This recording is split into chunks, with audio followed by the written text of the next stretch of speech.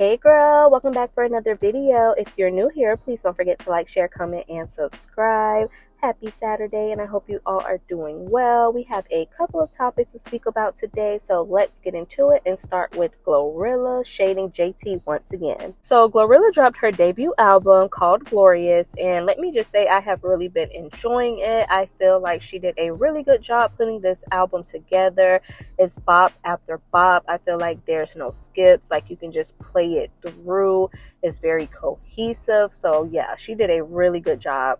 And so she does have a song on there called What You Know About Me. It is a sample of Lil Boosie's Wipe Me Down featuring Sexy Red, and she did throw some shade at JT. Man, bitch, you know I'm thick as Coachella. You won't never catch me sleeping. I ain't no fucking Cinderella, stupid bitch. Okay, so y'all caught that shade. Glorilla said, I ain't no effing Cinderella. And we all know JT had dropped her mixtape called City Cinderella. And, you know, her and Glorilla do not like each other because allegedly Glorilla had slapped JT up backstage, and it was this whole thing on Twitter, you know, with them going back and forth. So Glorilla is not letting up off of JT. She is not taking her foot off her neck, which she shouldn't. I personally feel no ways about it. It's rap, and I feel like Glorilla should keep her foot on JT's neck, because in that Twitter back and forth, JT was speaking to Glorilla as if she was better and bigger than her because she had went solo. She was telling Glorilla, oh, you sound like a man. You need to get in the studio and perfect your craft. You dropping albums or mixtapes that nobody give a F about, like trying to little girl her, basically trying to say like, oh, I'm in a better position and I'm a bigger artist than you. And all year Glorilla has been clearing, okay? She's been dropping hit after hit, just dropping bomb fire songs. And where's JT? Because in my opinion, I feel like City Cinderella came and went. So I don't know. I feel like Glorilla got the last laugh because I feel like her album, you know, this project that she released is far better than what JT released, because I have not personally went back to revisit City Cinderella since it first came out. Glorilla just dropped this album, and girl, I already know I will be playing it every day. It's so many good songs on there. Like that What You Know About Me, really, really catchy. I like it. I'm not a big fan, or I wouldn't even say big fan. I'm not really a fan of Sexy Red at all. Like I have nothing of her music on any of my playlists. But that How I Look song with Glorilla and Megan Thee Stallion, oh baby, that is the one. That is a hit, okay? When I tell you I had to keep going back replaying that song, like I couldn't even finish the rest of the album because I kept going back and restarting the How I Look song. Yes, her and Megan did that, and they honestly need to do a collab album because that is one. That song is so fire. Like I love Megan's energy on that.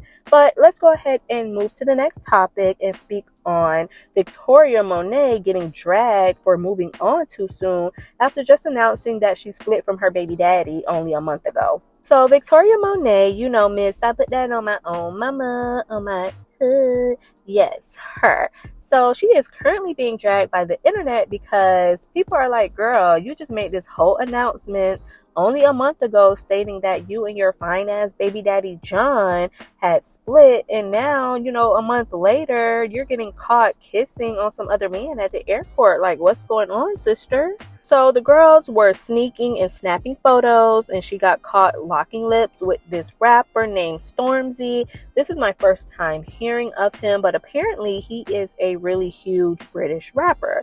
So yeah, they caught the photos of them. She's over there just locking lips with him.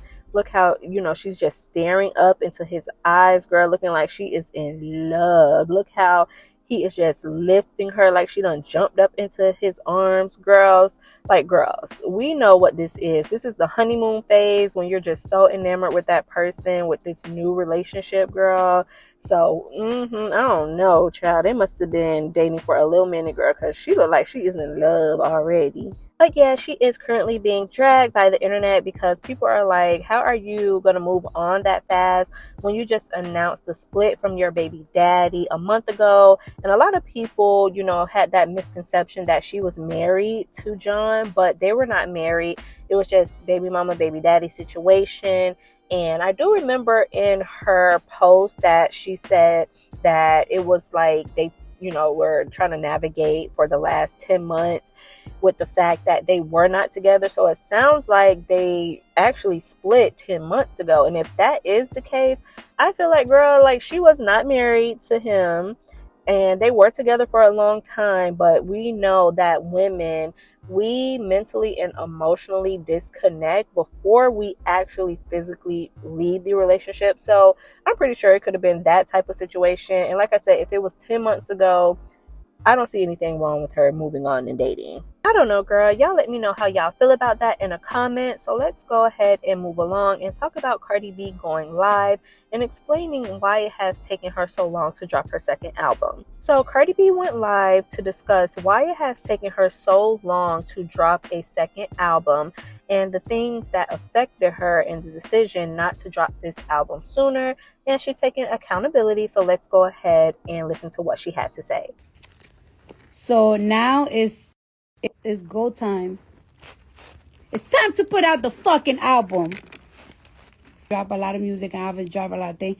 I have to take accountability for my own self. I have let a lot of the critiques and the social medias and all that stuff, I have let that shit get in my head for a very long time, to the point that it has made me insecure with my own work, with my own accent, with my own self, with my own attitude.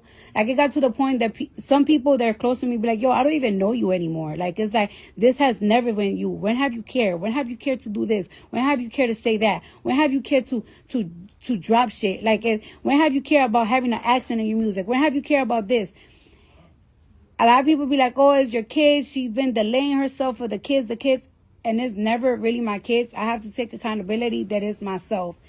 And I have to be more confident in myself. And I have to see for myself what other people see in me. And I know my fans tell me this all the time. I know my family tell me this all the time. I know my ex-baby daddy used to tell me this all the time. But I was just so stuck in my head, because I do feel like I like the internet for a long time. I feel like that shit really traumatized me. And I went for a long time with the internet traumatizing me and not getting like therapy for it. I just felt like, oh, I really let the internet like defeat my mind. But that's not happening no more. And academics said 2025 new music. Who said 2025? Why is it not 2024?